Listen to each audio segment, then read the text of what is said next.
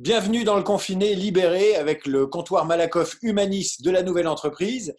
Aujourd'hui, je reçois quelqu'un qui a l'habitude de nous donner un éclairage sur ce qui peut arriver, sur l'avenir. C'est Jacques Attali, président de Planète Finance. Bonjour Jacques Attali. Bonjour. Merci d'être avec nous.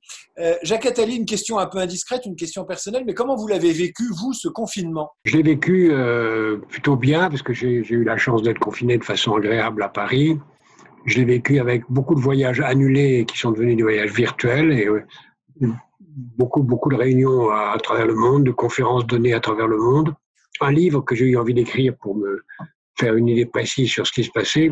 Donc, interroger beaucoup de gens à travers le monde pour essayer de comprendre ce qui se passait. Puis, ça a été l'occasion d'écouter de la musique, de lire des livres que j'avais envie de lire. Mais malheureusement ou heureusement, le travail était plus intense qu'il n'était avant, puisqu'on a éliminé toutes les temps perdus, séjours dans les aéroports, voyages en avion, etc. Et au lieu de passer 9 heures pour aller à Tokyo, j'étais à Tokyo, voilà. Qu'est-ce que vous pensez de ce télétravail? Est-ce qu'il nous a sauvés?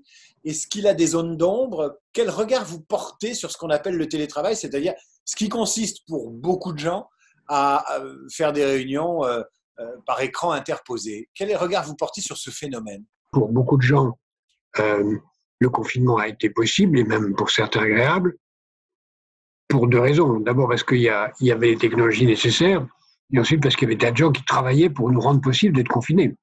Il y avait quand même entre un tiers et la moitié des gens qui étaient vraiment au boulot, les infirmiers, les médecins, les éboueurs, les distributeurs, les paysans, etc., qui rendaient possible. Donc il ne faut pas exagérer l'importance du télétravail. Puis il y a des gens qui ne pouvaient pas télétravailler.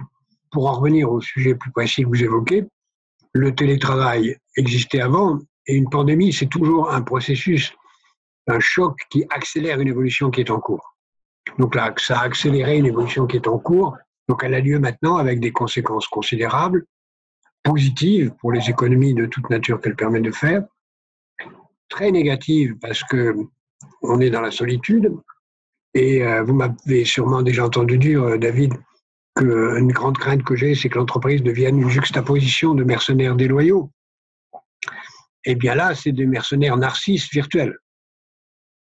Et ça confirme une tendance extrêmement dangereuse qu'on voit dans nos sociétés, qui a commencé au Japon et qui s'est étendue un peu partout, où les gens aiment beaucoup être confinés, enfermés, cocoonés. On a même des tendances assez profondes où on voit des jeunes qui vivent encore chez leurs parents le plus tard possible, qui n'ont pas de partenaires sentimentaux, pas de partenaires sexuels, et qui vivent dans une bulle. Vous redoutez, Jacques Attali, l'entreprise dématérialisée? Non, je pense qu'elle est nécessaire en partie, mais si elle n'est que ça, elle est très dangereuse pour plusieurs raisons. D'abord parce que les mercenaires déloyaux vont devenir des mercenaires narcisses déloyaux et n'auront plus aucun attachement à l'entreprise puisqu'ils n'y vont jamais. Et donc l'entreprise y perdra beaucoup puisqu'elle perdra d'abord l'attachement et le salarié y perdra beaucoup parce qu'il pourra être viré, comme on l'a vu, virtuellement et réellement, sans beaucoup d'affect. Deuxièmement, l'entreprise y perd beaucoup aussi parce que j'ai souvent dit, et vous m'avez sûrement entendu le dire, que l'endroit le plus important dans une entreprise, c'est la machine à café.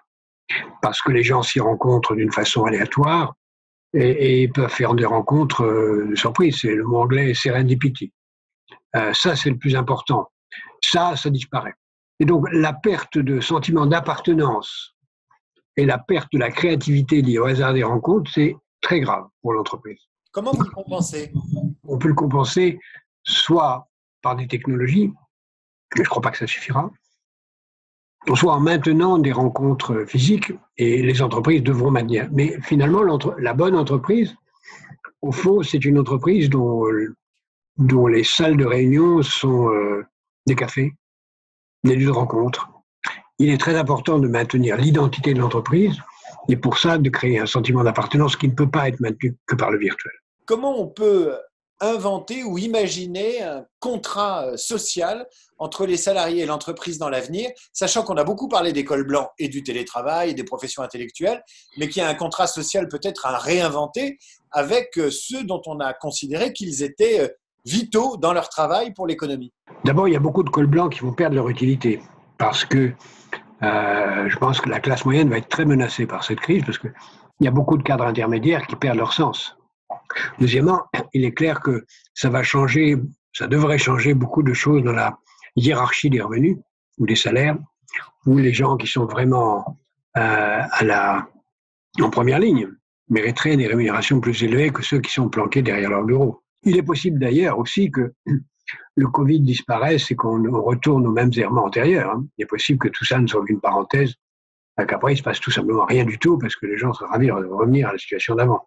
On dirait que le Covid, en soulevant une hypothèse de mort et une hypothèse de danger, a accéléré et a rendu concret des valeurs qui étaient un peu en l'air. Vous avez tout à fait raison, et dans le livre que je publie dans une semaine, tout tourne autour de cette idée, c'est-à-dire le fait qu'il n'y a pas de société qui n'ait du sens si elle n'est pas capable de donner un sens à la mort. Ce sens de la mort a été extrêmement menacé par ce qui s'est passé, et il faut lui redonner un sens qui va être soit sans aucun doute d'une société de surveillance, où les gens voudront être surveillés ou se surveiller eux-mêmes pour échapper à la mort. On le voit avec ce qui s'est passé et ce qui se passe aujourd'hui avec les techniques de surveillance, mais aussi où on va étendre cette surveillance à d'autres dimensions de l'éducation, du travail par exemple.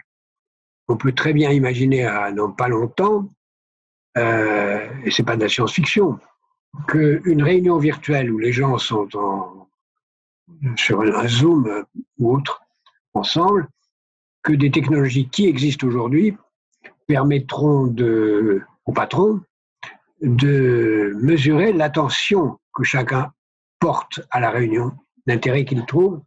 On peut très facilement, avec quelques logiciels de reconnaissance faciale, pouvoir dire machin est attentif, machin l'est pas, machin est doute, machin est ironique. Ces techniques existent, en particulier commencent à être développées pour les professeurs pour mesurer l'attention des élèves.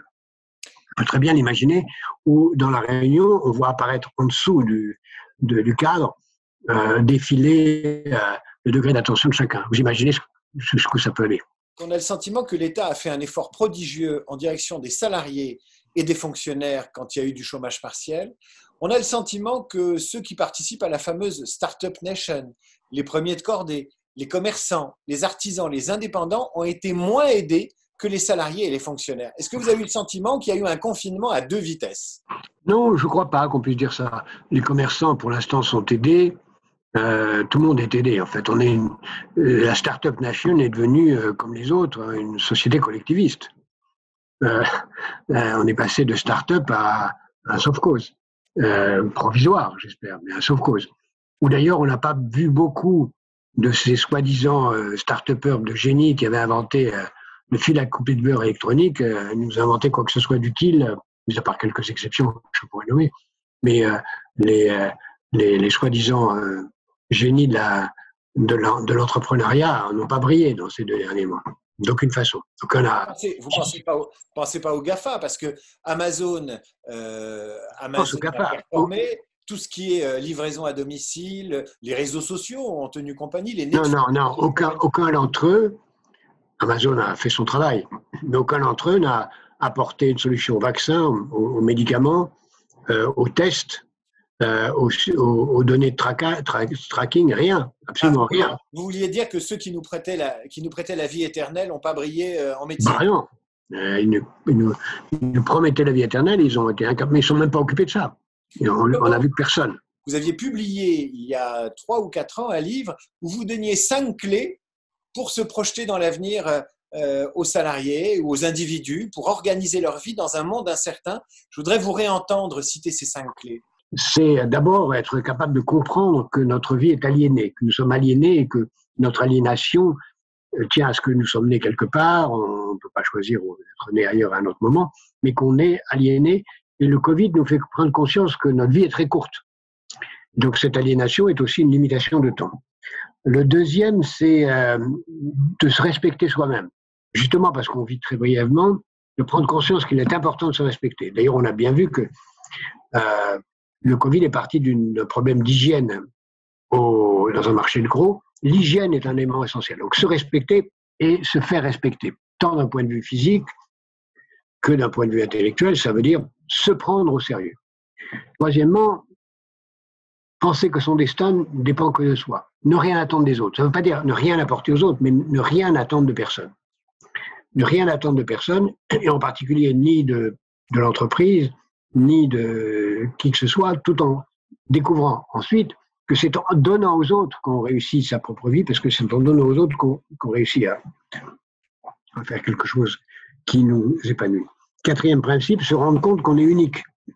C'est-à-dire qu'on est différent des autres et que c'est absurde, puisqu'on ne vit qu'une fois, c'est très court, de ne faire que quelque chose qui peut être fait par quelqu'un d'autre. Je suis convaincu que chacun a un don unique et que chacun doit faire quelque chose qui ne peut pas être fait par quelqu'un d'autre. Donc, prendre conscience de son unicité et mettre en œuvre son unicité. À partir de ces 4 choses, eh bien, on cherche à trouver ce dans quoi on peut réussir et s'épanouir. Comment vous voyez l'entreprise de demain? Celle qui réussira et celle qui mourra? Celle qui réussira, ce sera celle qui pensera en permanence à l'intérêt des générations futures. Ce que j'appelle les entreprises positives. C'est-à-dire l'entreprise qui dira, comme un parent dit, moi je conduis ma vie en fonction de l'intérêt de mes enfants, l'entreprise doit conduire sa vie en fonction de l'intérêt, son intérêt économique, social, son intérêt de gouvernance et l'intérêt écologique. Sur ces 4 dimensions, elle doit penser au long terme. Elle doit penser au long terme économique. Est-ce qu'elle est durable économiquement? Est-ce qu'elle est durable socialement? Est-ce qu'elle se conduit bien avec ses salariés, les prépare par la formation, etc. Est-ce qu'elle est durable en termes de gouvernance?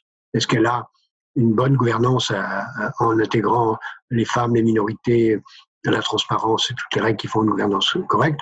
Et est-ce qu'elle a une bonne gouvernance? Est-ce qu'elle est durable écologiquement? Parce qu'elle produit, parce qu'elle consomme.